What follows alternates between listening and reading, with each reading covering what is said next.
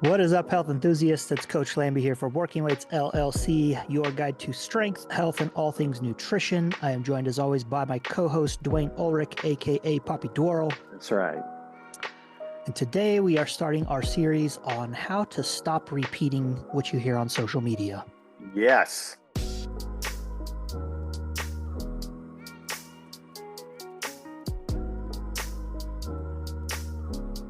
Okay, Dwayne, I hope your thinking cap is on today. I got my thinking cap on. Come and tell you from, I won't tell you where, but shout out to the coffee company. You know who you are. Yes, I'm ready. I had this great conversation with my wife yesterday about people repeating what they hear on the internet. And anyway, yeah, deep subject. Don't fall in. Yeah, it's very easy to do. I think, we're all certainly prone to it. It's kind of how we're taught to be taught. Somebody tells you something, and then you that's what you learn, and then you go repeating that. It's this close to gossip. Well, it is that close to gossip. So because you want to believe people are telling you the truth. So I actually use that. I didn't come up with this line of questioning, but when I'm talking to somebody on the internet and they've made some claim or something, and then when I ask for evidence, they'll cite somebody's blog or repeat what somebody else has said, blah, blah, blah. And so I will use the line, well, I consider that to be the equivalent of rumor, so what's the evidence that what you've just told me is true and you're not just spreading rumors? So that's funny that you said that. I'm a genius. Yeah. And I got new glasses. Can y'all tell? Oh, I didn't even know. There you go. Wait, really cool side piece here. They're Ray-Bans. Ooh, nice. Covered by insurance. Well, that always helps. Yes, it does. Anyway, I digress. My bad. All right. So today for week 1, I'm not sure how many weeks this is going to take. I want to say maybe 3 or 4. But we're going to try and keep things short and concise. I don't want to try to mix too many things up until it comes time to mix things together. So today what we're going to do is we're going to learn a little bit of formal logic, and we're going to learn a type of logic called propositional logic. Let me share my screen. And all right, so how to stop repeating what you hear on the internet. We're dealing with propositional logic today. And propositional logic is also known as sentential logic or statement logic or propositional calculus or propositional logic. It is a branch of formal logic that deals with statements or propositions. It's concerned with the logical relationships between propositions and provides a way to analyze and reason about these relationships. Propositional logic, and we'll just shorten it to prop logic, uses symbols. I looked at this very page, by the way. Uses symbols to represent propositions and logical operators to connect and manipulate these propositions. It's the simplest form of logic and forms the foundation for more complex logical systems.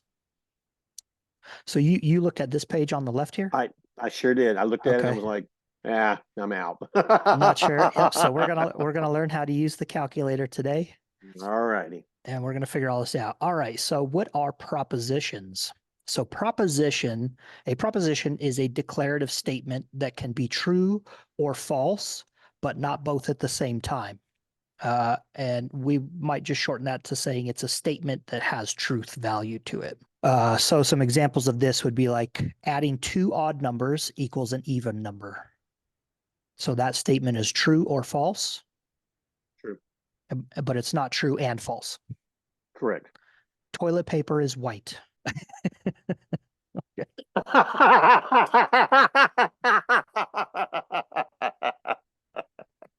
We got the hang of it already. All right. Not all toilet paper is white. Not all toilet paper is white. That's true. We're going to get into some of that. So what cannot be considered a proposition? Would it be questions? We call those interrogatives from the word interrogate. And then also commands, imperatives, right? So if we ask a question, are you driving there? That doesn't really have a truth value to it. Are you driving there? True. Are you driving there? False. That doesn't make sense, right? Right. Also commands, get milk from the store. True. Get milk from the store. False. That doesn't make sense either. Nope. Okay. So now we kind of have an idea of what a proposition is and what a proposition isn't. And in prop logic, propositions are indicated by capital letters. So in our statement here in our proposition, adding two odd numbers equals an even number, we might indicate that by the capital letter O for odd number. And toilet paper is white, we might indicate that by the capital letter T for toilet paper. Make sense so far? Yeah, are we on this? We're on the calculator, right? Screen, propositional calculator screen. Yes. Can you see the mind map? No, Oh, okay. So you can't see both of them at the same time. no, no. Okay. Can you see both of them now? Yes, Okay. So this is the paragraph that I read here. right. All right. What propositional logic is. Here's our propositions, declarative statements, what they're not. And then indicated by capital letters, we can see capital letter O, adding two odd numbers, capital letter T, toilet paper. Got it. Okay. So now we're going to talk about symbols, or in prop logic, these are called operators. Operators are symbols or words that represent specific operations or actions. And operators allow us to combine and manipulate propositions to form complex logical expressions or arguments. And so there are a bunch of them, but the ones that people probably need to be most familiar with, let me see if I can zoom in a little bit more here. All right, so we have this squiggly line, and then we also have like this L laying sideways, and this is the negation, and that would represent, so if P would be a proposition, then the negation would be not P. So when we formulate, or when we formalize statements or propositions in prop logic, we are going to formalize the positive associated with that. So we wouldn't have a statement that said toilet paper is not white.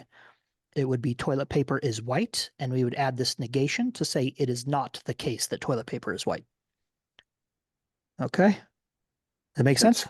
That squiggly line is called a tilde. Tilde, that's right. All right, we have a conjunction, which is this up arrow. That's also called a caret, or Correct. the and sign, which is called an ampersand. And these really just means and. Okay, so if I had P caret or upper arrow Q, that would mean P and Q. Okay. Yes. We have disjunction, which is a lowercase v or an arrow pointing down, and that just simply means or. So if I could add P, arrow pointing down Q, that means P or Q. We have our arrow to the right. There's also this one down here. We'll get there, but that means implication, and that simply means then. So P, arrow to the right Q would mean if P, then Q. Okay, or P implies Q. We have our biconditional, which is arrows pointing left and right. And this means if and only if. Okay, so if you have a P with the arrows pointing left and right Q, that means P if and only if Q. So the ground is wet if and only if we put water on it. All right. It can also be represented as P implies Q and Q implies P. Right? A bird can fly if and only if its wings are spread. And then we have our conclusion, or therefore, and these are represented in several different ways. One of them is a straight line, a vertical bar with the equal sign, or it could be three dots. And then there's also, so three dots in a row, as if you were to like, you're trailing off of a sentence. And there's also three dots in a triangle, but I don't know how to do that on the keyboard.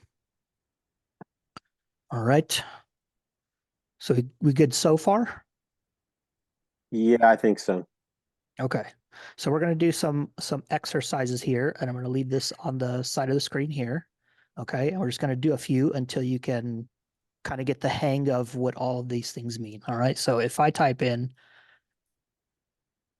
P, that just means P, right? Right. What does this mean? The negation, not P. Not P, correct. And if I type in this, what does that mean? Not P and Q. Good. And this? P or Q. Mm-hmm.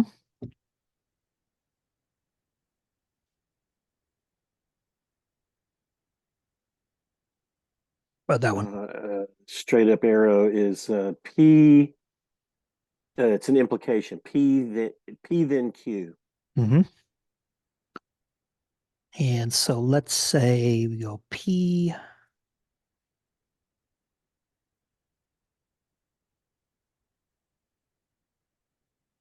What do you think that says? P then Q and R. Yep. All right. So pretty simple here, right? No. No? Well, Once you get the you've language, managed to get all of them. no. Once you get the language, yes, yes, it Yeah. is. Yeah. Yeah. Okay. So if okay, let's do this. So we're gonna go P. So what does that mean? P then Q. P then Q. Okay, so now I'm gonna hit decode. Oh, this one likes lowercase letters. All right, so when I say P then Q and I hit decode, we can see down here that we have alternatives. So there's an alternative way of saying this, right? So P then Q can also be said Not P not P or Q. or Q, correct. And we can also see that we have a truth table over here. All right. So for P, we have options of either being false or true. For Q, we have options of being either false or true. And for P then Q, we have options of being false or true. Okay, we can think about falses as being zeros and ones, or T's as being ones. Okay. Okay. And so what this means is that if P and Q are both false, okay, so if I say, if Zeus is a Greek god, then Zeus can hurl thunderbolts. All right. Okay. So those would both be false. All right. So we might think that if Zeus, well, let me put it this way: if Zeus is God, then Zeus Okay. could hurl thunderbolts. Okay. Is it true that Zeus is God? No. It's false. Okay. Is it true that Zeus could hurl thunderbolts? No. Since P is false, Q would be false. Okay. But since they're both false, that means that the statement P could be then true. Q is true. Yes. Right. Right. If it's false that Zeus is God, but it's true that Zeus could hurl thunderbolts, P then Q would be true. it could still be true. Okay. Okay. Yep. Okay. So it seems like you can read anything that I put on here now. Let me see. Let's go. I love your confidence in my abilities.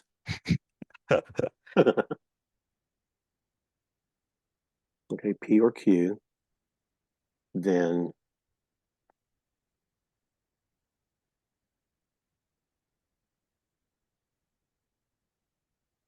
R. Mm-hmm. P Oh, or I thought Q, were you waiting then for me to R. answer that? Because I Yes. thought you were Yeah. about to type something else. Yeah. No. P or Q, then R. Okay. How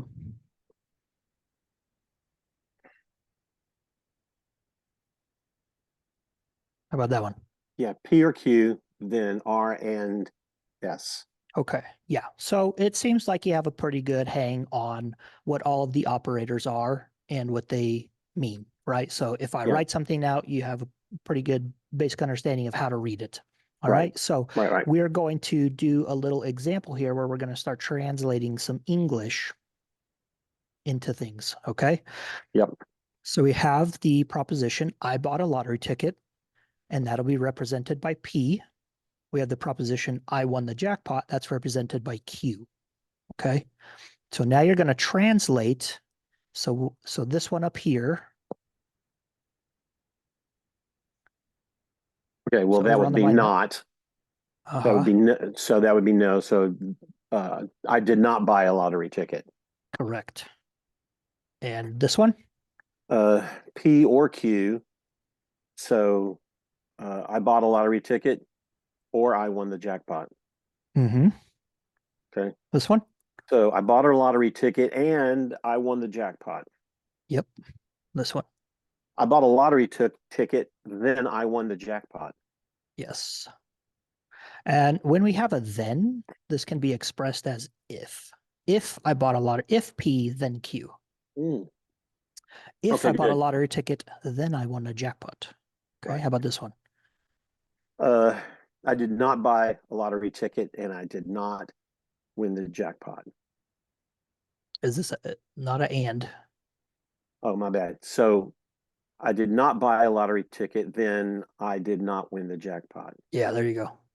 And now this one? Tilde is You may go back up. yeah, just for a second. Okay, no, okay. I threw So that in there. I threw that in there too. yeah. Yep. So I did not buy. I did not buy a lottery ticket, or I bought a lottery ticket and I won the jackpot. Yep. Pretty good. That's kind of an either or there. Huh? It's an either or. Okay. All right. So you can demonstrate that you can translate the letters and operators into English. Okay. So now we're going to work on translating English into the letters and operators. All right. Okay. So Yep. for this statement here, we're going to put it over into our calculator on the left-hand side. So berries are ripe along the path. That's a P. That's a P. Very good. All right. Rabbits have not been seen in the area and walking on the path is safe. That'd be P and P. P Oh, Q. and My bad. yes. P and Q. It'd be P and Q. P and Q. Yeah. Okay. So if berries are ripe along the path, then walking is safe if and only if rabbits have not been seen in the area. Oh my gosh. Yeah. So I'm how not this sure how gets, to. I'm not sure how to that's fair. interpret if. But berries are ripe along the path, so that's a P. But I Mhm. can't remember what if is to identify P. But then we're going to do an arrow to the right, then parentheses, walking is safe. That would be Q. Again, if and only is dadgum. If and only. Okay, biconditional. Oh yeah. The Mhm. arrows go in the different directions. If and only if. I think I have to have another letter. Mhm. Maybe S. Yes. Just say S. If Yep. rabbits have not been seen in the area, close Yep. parentheses. Yep. That's exactly right. We can Wow. use all the letters of the all the letters of the alphabet. And normally you would put them in sequence, but that doesn't necessarily have to be. And so if this proposition is true, it will decode into a truth table. Here we go. So there you go. Cool. And then we also have expression trees. We're not going to get into that. So we know what propositional logic is. We know what propositions are and are not. We know how they're indicated in a formalized statement. We know what our symbol operators are. We have the ability to read a formalized argument or formalized statement. We have the ability to translate English language, English sentences into a formalized statement. We have the ability, or I'm sorry, to translate formalized statement into English sentences and then the other way around. And then we're going to come to this condition where we see all these F's on the other side, but only one T. So as we classify our statements and propositions, we have three possible outcomes, okay? One is the thing that we are actually looking for, which is called a tautology, which is where all premises are true. So here at the bottom, all premises are true for this, okay? We have a contradiction, which is where all premises are false, indicated at the top. And then we have a contingent, which is where all premises are either true or false, and that's the rest of these. Right? Right. And so we can see here, if these are ones and zeros, so all zeros, the lowest, I forget what they call it, but the lowest value of 0 and 0 and 0 and 0 is going to be 0, right? Yes. And the lowest value of 0, 0, 0, and 1 is going to be 0, right? And you can do that all the way through here. The lowest value of 1, 0, 0, 1 is going to be 0. Right. So we can see here where as we formalize statements, we translate English sentences into these formalized statements, we can mathematically prove whether the statement is true or false. Right. Make sense? Yes. All right. And so for examples of tautologies, so we can see here, this one's all true. Okay. This one shows it better. All right. So P or not P. So it's either true or it's false. And we can see that this tells us it's a tautology. Our values, all of our values for P or not P are true. Right? Mm-hmm. Yeah. If we go P and not P, this tells us it's a contradiction. All of our values for P and not P are false. Oh, this one doesn't like that. P or Q. This is contingency, which depends on whether or not P or Q is true or false. Yes. Right. All right. Okay. So that's all of our individual propositions. We're going to get into arguments now. Okay. So as we're moving our way through learning this form of logic, we are actually going to look at some real world examples, but we have to understand, number one, what a proposition is and what it isn't, our operators to join propositions together to make complex statements. Okay. And now we're going to learn what an argument is. So an argument, a formal definition for an argument, is where conclusion necessarily follows from the premises. Okay. Yeah. I get it. Okay. Right. So Right. if I'm to say, if it is raining outside, then the ground will be wet. It's raining outside, therefore the ground is wet. The conclusion necessarily follows from the premises, right? From those propositions. Right. Okay. Premises are can be indicated as P numbers. So if we have multiple premises, we might say P1, P2, P3, and then our conclusion can be represented by a C for conclusion. It could also be those other symbols that I had up there, the bar with the equal sign or the three dots, whatever. And we're going to talk about validity and soundness. Now, an argument is considered valid if the conclusion logically follows from the premises. Okay, so that example where I said, if it's raining, the ground will be wet. It's raining, therefore the ground is wet. All right, so that argument is valid. Okay. An argument is considered invalid if the conclusion does not logically follow from the premises. So an example of that is if I say, if I'm at Walmart, then I'm not at home. I'm not at home, therefore I'm at Walmart. So yeah, do you understand? That's not a valid argument. Yes, that's not a valid argument. Right, because it could be the case that I'm somewhere other than Walmart.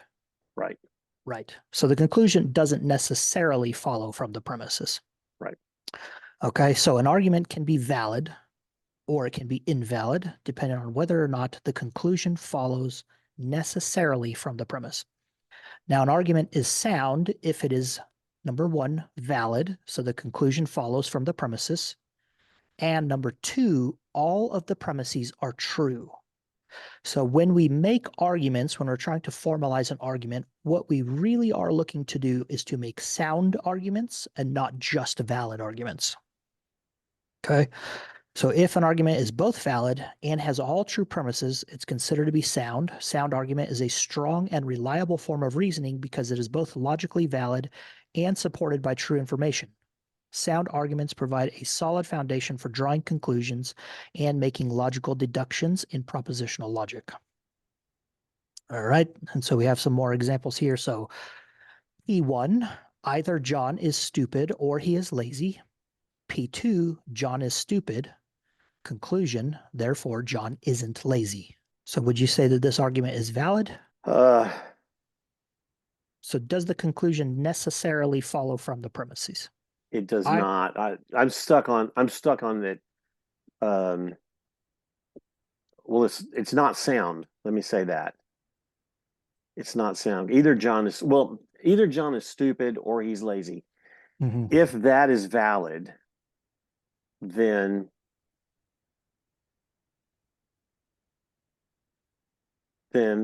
if that's valid, then P2 is valid. Well, validity No, would wait, apply. wait. Validity Okay. would apply to the whole argument. Okay, so does it follow if John? So you have two options. He's either stupid or he's lazy. Or he's lazy. He's not stupid. Or I'm sorry, he is stupid. Okay. Which means therefore he is lazy. That would be a true argument. Yeah, so it's valid, but like you said, it's not sound, right? Because there are other options as to what John could be. Right. All right. So it's valid. It's a valid, but it's not sound. So we're actually going to look at some real life examples here, and we're going to evaluate stuff. All right. So we're going to take a look at this first one here. And so we're not necessarily worried about this sentence up here, but we're going to do this one. Hunger is the first element of self-discipline. If you can control what you eat and drink, you can control everything else. Yeah, that's invalid. Bam. Okay. All right. Hunger so let's is the first element of self-discipline. So let's formalize this. Okay. We'll say H. Okay. H. Hunger is the first element of self-discipline. If. So the second sentence, do you think would be a second premise? So premise one, hunger is the first element of self-discipline. No, it's going to be an if-then statement. Does that make sense? Yes. So you can control if you put like you can control what you eat and drink, then you can control everything else. Okay. So I think so formalize that.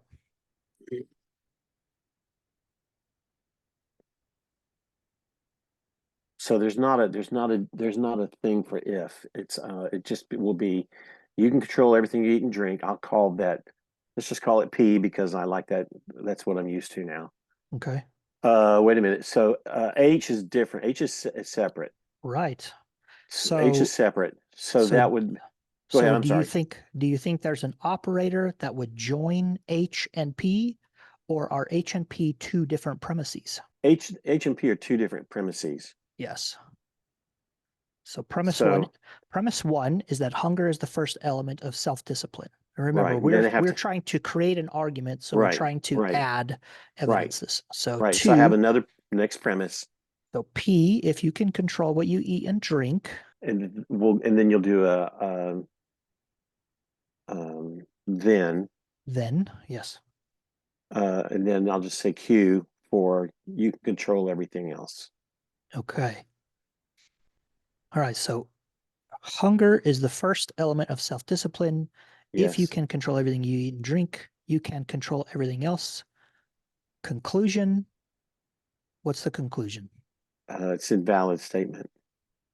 Oh, I need to write the conclusion. Yeah, there has to be a conclusion from this. Okay. So if you can control what you eat and drink, you can control everything else. Therefore.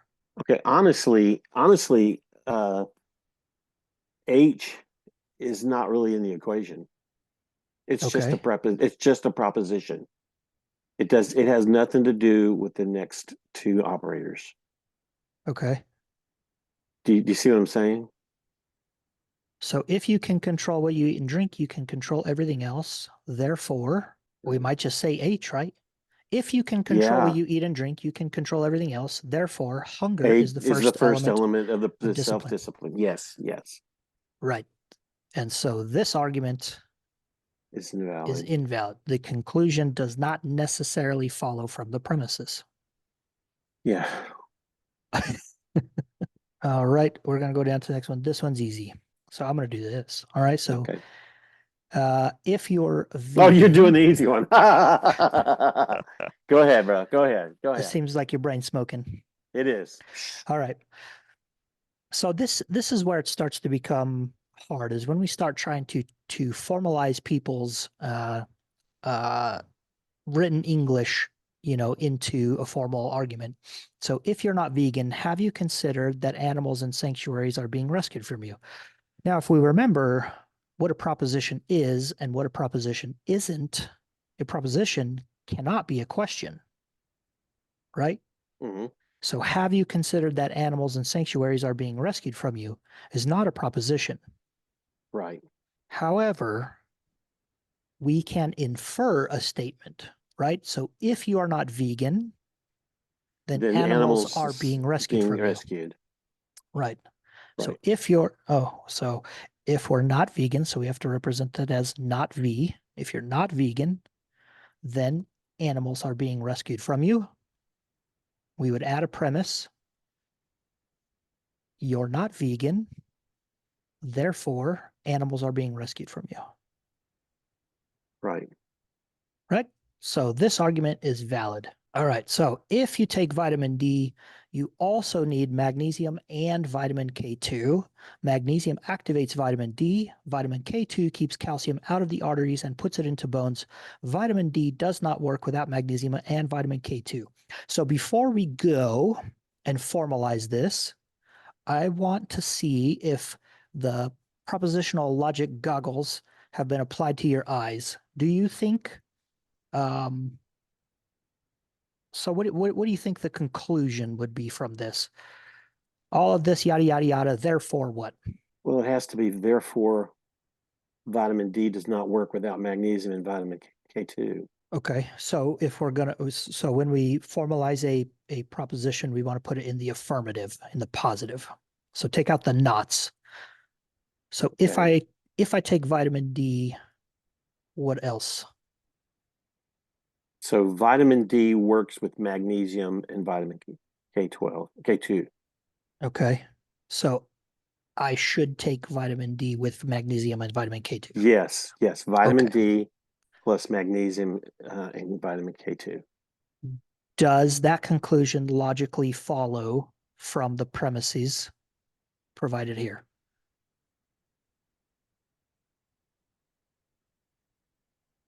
No, you don't Do need you? you don't need the vitamin K2.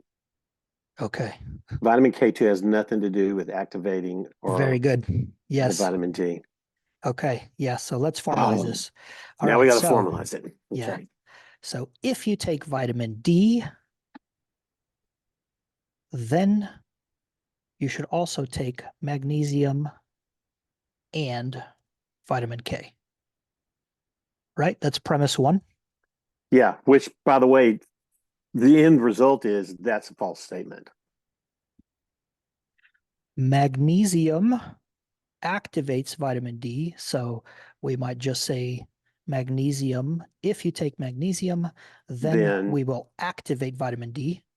right. So D up here represents taking vitamin D. Okay. Yeah, yeah, yep, yep. Okay. A indicates Activates. activation. Right. All right. Third premise, vitamin K keeps calcium out of the arteries and bones. So if you take vitamin K, then it will keep calcium out of the arteries. Okay. Premise 4, vitamin D does not work without magnesium in vitamin K2. So D, so taking vitamin, if you take vitamin D, does not work, Then then magnesium and K2. then the activation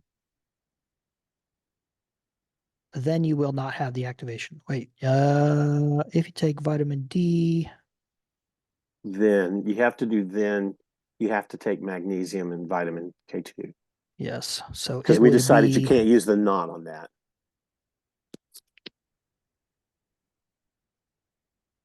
so if you take vitamin D and then you do not take vitamin M and K,